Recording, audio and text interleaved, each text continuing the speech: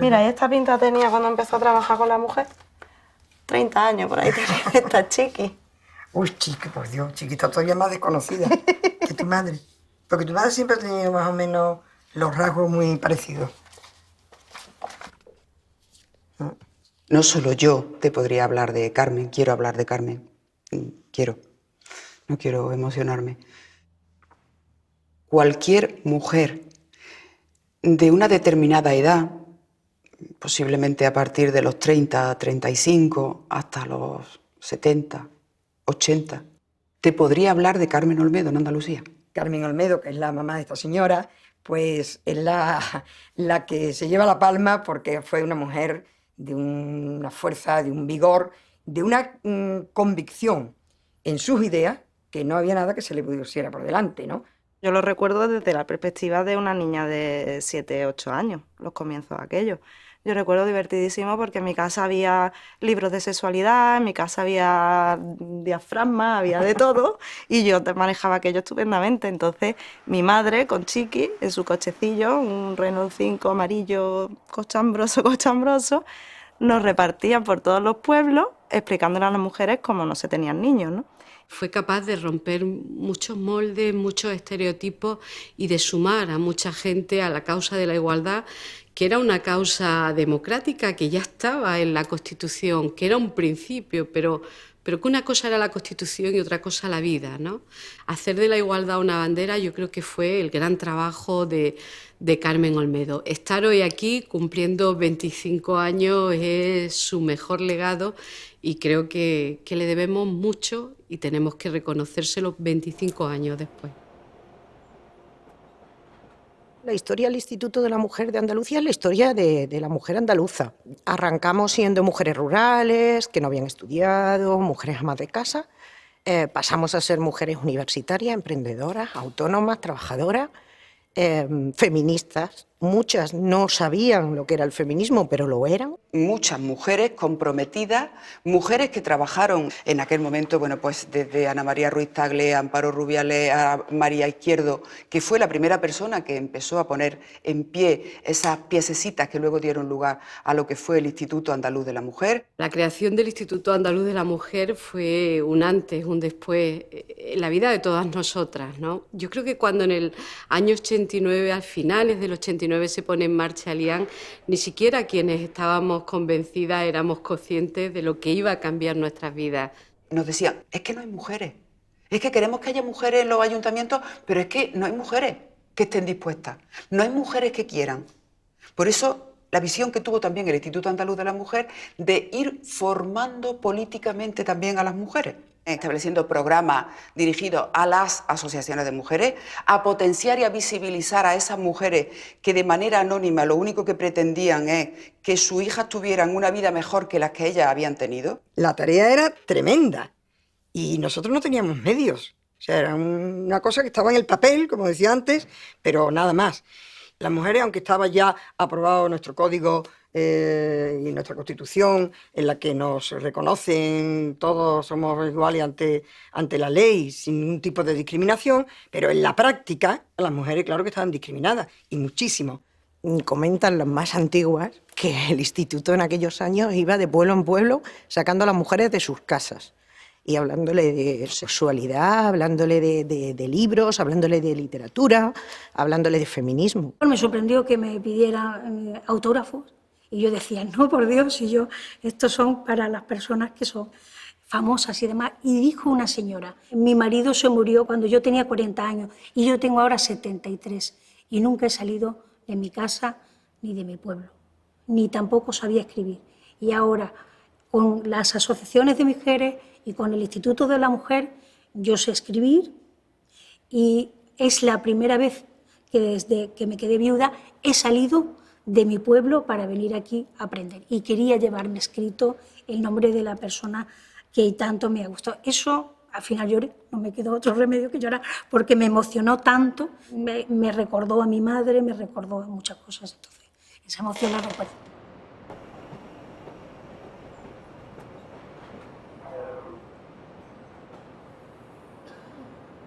Yo chiquitilla he tenido mujeres que la han tenido que coger y meterla a mi casa porque no había dónde llevarla. Sí, que Con no, sus que no- niños, no que- había, no había recursos, no había instrumentos para atender o No, para porque ayudar. además iban a la policía. Y la policía no que le hacía eso ni es caso. cosa de tu casa. Y tu madre fue una de las primeras personas que empezó a plantear que había que hacer un plan de ayuda y de recursos para ayudar a las víctimas de la violencia. Porque no existía una normativa, no existía un código penal que dijera que aquello era violencia de género, no existía ni la palabra, ¿no?, de violencia de género. Yo recuerdo haber ido al instituto, al IAN, a asesorarme como abogada de cómo atender a aquella mujer. Había algunos compañeros que entendían que ya había medidas suficientes recogidas en el Código Penal, en el Código Civil, y que eso era suficiente para abordar la violencia de género.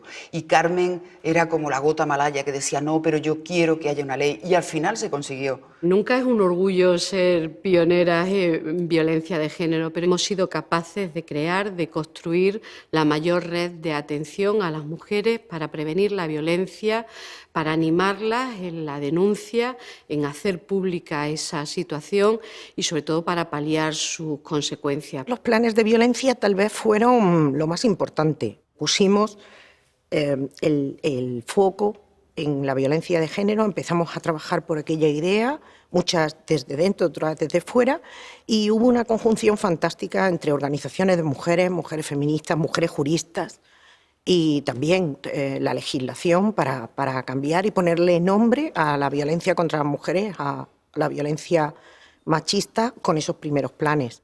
Mi primera víctima, lo recuerdo perfectamente, como directora venía de inaugurar en Huelva, estaba volviendo en el coche, no oía bien por el teléfono el ruido del tráfico y toda la información con un nivel de detalle, pues es muy duro, ¿no? Saber la situación, cómo se produce, luego tratar de además tener la cabeza fría para dar instrucciones, qué hay que hacer, qué no hay que hacer.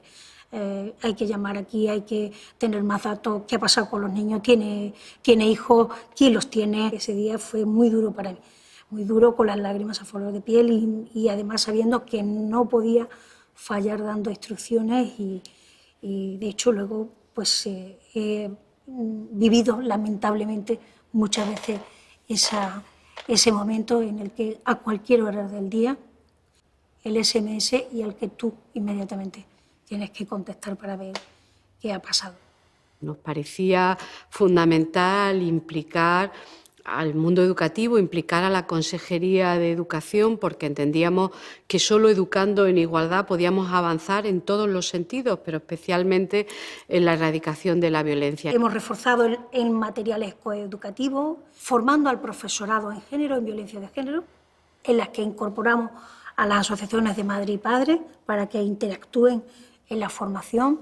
Empezamos a trabajar muy duramente con educación para hacer el primer plan de educación y sobre todo también que hubiese una persona referente que esté en los centros y que por tanto esa persona estuviese formada Pusimos en marcha muchos programas, muchas acciones que pretendían actuar en la escuela, que pretendían implicar a los docentes, a las profesoras, a los profesores y hacerlos corresponsables de educar en igualdad. Yo he ido a muchos institutos a contar esto y alguna chica de 13, 14 años ha levantado la mano y se ha enfadado conmigo. Me ha dicho, pero bueno, ¿cómo dice usted eso? Por Dios, que los celos son algo negativo, eso es porque me quiere. Claro, se te cae el mundo, dices, Dios mío, no se han enterado de nada. Estas chicas viven también en un mundo donde el amor sigue siendo un hecho romántico, donde las canciones siguen siendo machistas, donde el entorno sigue siendo un entorno hostil y donde además ser feminista no está de moda, no lo estuvo nunca. Para mí fue una responsabilidad muy grande cumplir de alguna manera también una de las reivindicaciones que los movimientos asociativos de mujeres, los movimientos feministas habían venido haciendo desde hace mucho tiempo, que el Instituto Andaluz de la Mujer se había venido planteando desde hacía muchísimo tiempo, el que hubiera una consejería específica de igualdad. Era la primera que había en todo el territorio nacional. A mí me tocó un periodo que fue el 2008-2012. El mandato era desarrollar la ley de igualdad en Andalucía y que no solamente sea una ley que ya ha salido del Parlamento por una mayoría súper absoluta, sino que llegue a la realidad. Llegó un momento en que pensamos que la igualdad tenía que estar absolutamente en todas partes y en el gobierno entero. Por eso creamos las unidades de género. Las unidades de género son un poco el caballo de Troya. Metimos un caballo de Troya chiquitito del instituto, coordinado por el instituto. Ya existía la unidad de género en el 2002, pero lo que se hizo es poner varios caballos de Troya, uno por cada consejería, lo metíamos dentro y lo que hacían es desde dentro de cada consejería hacer transversar la política de igualdad de oportunidades y empezar a medir las desigualdades en cada materia. Y quizás de todos esos avances, el más importante fue concienciar a un área tan alejada de la igualdad, solo aparentemente como era Hacienda, y de ahí surgió ese presupuesto con perspectiva de género que volvió a convertir al Instituto Andaluz de la Mujer y al Gobierno de Andalucía en un pionero. Yo sabía que el momento económico era muy difícil y que cualquier paso atrás que se diese ahí serían muchos pasos atrás en el futuro. Se dio un paso importante en el Gobierno de la Junta de Andalucía. Que todo el Gobierno se impregnara de la perspectiva de género y de la igualdad de oportunidades entre hombres y mujeres, eso fue un paso histórico. Yo creo que el más importante, el primero, fue blindar en el presupuesto de la Junta de Andalucía las políticas de igualdad. En segundo lugar, constituimos el Consejo de Participación de la Mujer. Es el órgano que permite que una estructura asociativa única, como tiene Andalucía, y vanguardia en el resto de España en la lucha por los derechos y por las libertades, se consolidara como el interlocutor con el Gobierno andaluz para poner en marcha los programas de igualdad y, sobre todo, son un ejemplo de ese gran movimiento asociativo de mujeres que tiene Andalucía.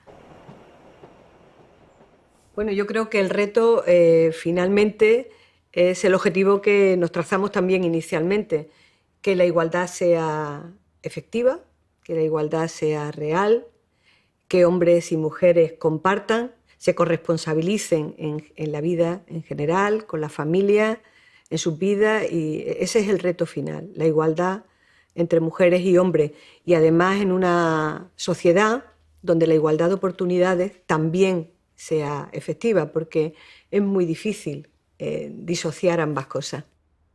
Una de las estrategias tiene que ser también hacer ese pacto, fortalecer ese pacto intergeneracional donde mujeres de más bagaje, de más recorrido, que llevan tantos años en esta lucha, transmitan su fuerza, su experiencia, su sabiduría y que las jóvenes nos ayuden también a recoger ese testigo y a llevarlo todavía más lejos, a seguir abriendo camino. El Instituto Andaluz de la Mujer define lo que es Andalucía, en cuanto al papel de las mujeres.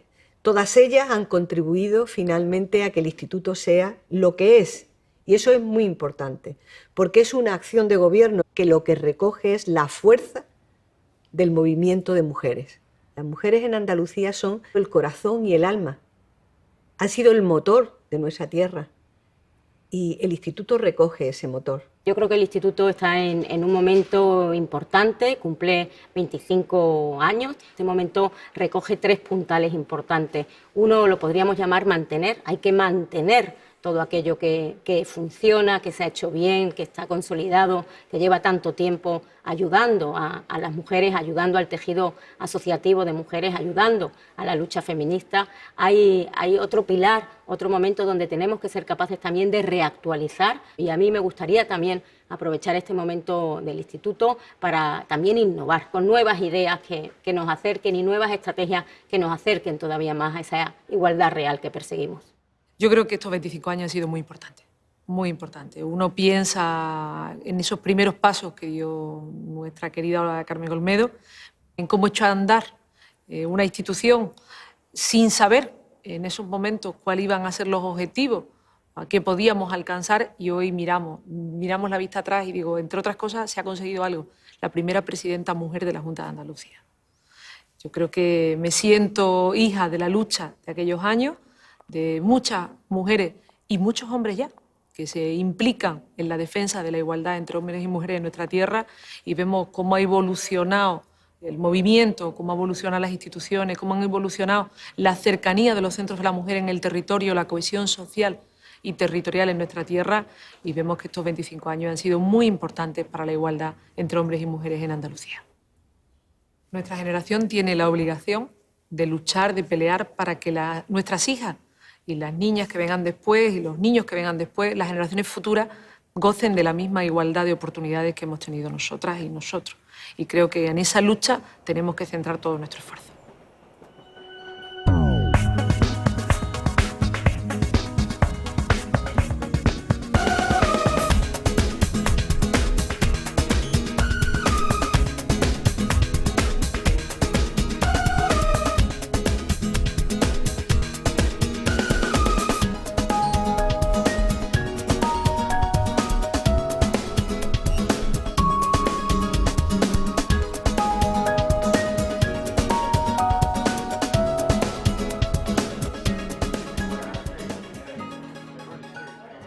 ¿Cómo pensáis llegar a los jóvenes? Ya sé que estáis diciendo con las redes y todo, pero ¿cómo pensáis exactamente? ¿Qué es lo que tenéis planeado desde el IAM? Tenemos que empezar desde la base. El instituto lleva muchos años haciéndolo, pero todavía queda mucho por hacer. Hay que empezar desde la primera infancia. Es fundamental que ya estén concienciados a su nivel, por supuesto, pero desde muy, muy, muy pequeñitos, porque empiezan ahí los estereotipos sexistas. Yo creo que el reto fundamental del Instituto Andaluz de la Mujer es llegar a ese gran sector joven. La generación del presente, y si estamos hablando que aún no tenemos la igualdad real, para conseguirla tenemos que trabajar con vosotros y con vosotras, con la juventud. Necesitamos ese relevo y que la gente joven la entienda como suya y que las chicas quieran participar y verlo como un instrumento útil al pertenecer a una asociación de mujeres. La juventud sois el motor de cambio. El inconformismo va innato en la juventud.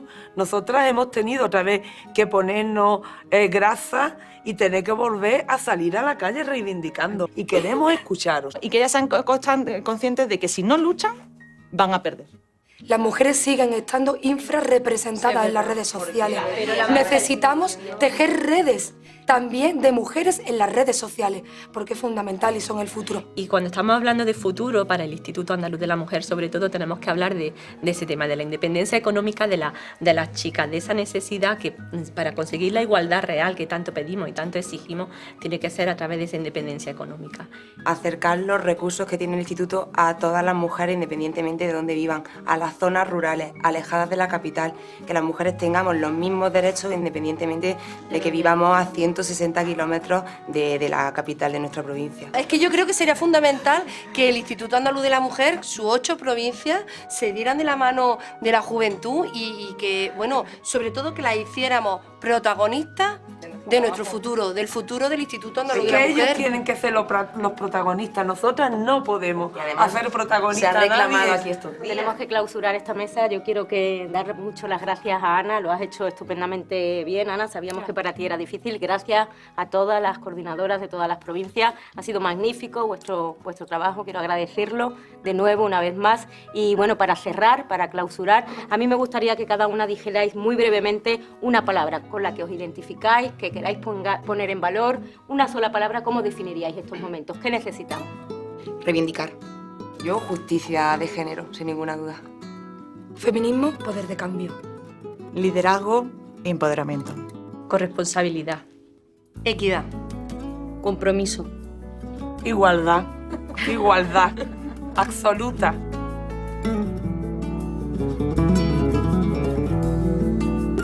25 años abriendo camino, callando al destino que nos mandaba a callar. 25 años reclamando el derecho a gobernar nuestro cuerpo, nuestra sexualidad. 25 años abriendo camino, paridad en los gobiernos, igualdad salarial. 25 años contra la violencia, la prostitución, la injusticia social. Por esta larga senda, muchas mujeres con pasión se olvidaron de sus miedos y gritaron nuestra voz, la voz de aquella ancestra que es nuestra vindicación. Se dejaron piel y vida y no se les reconoció.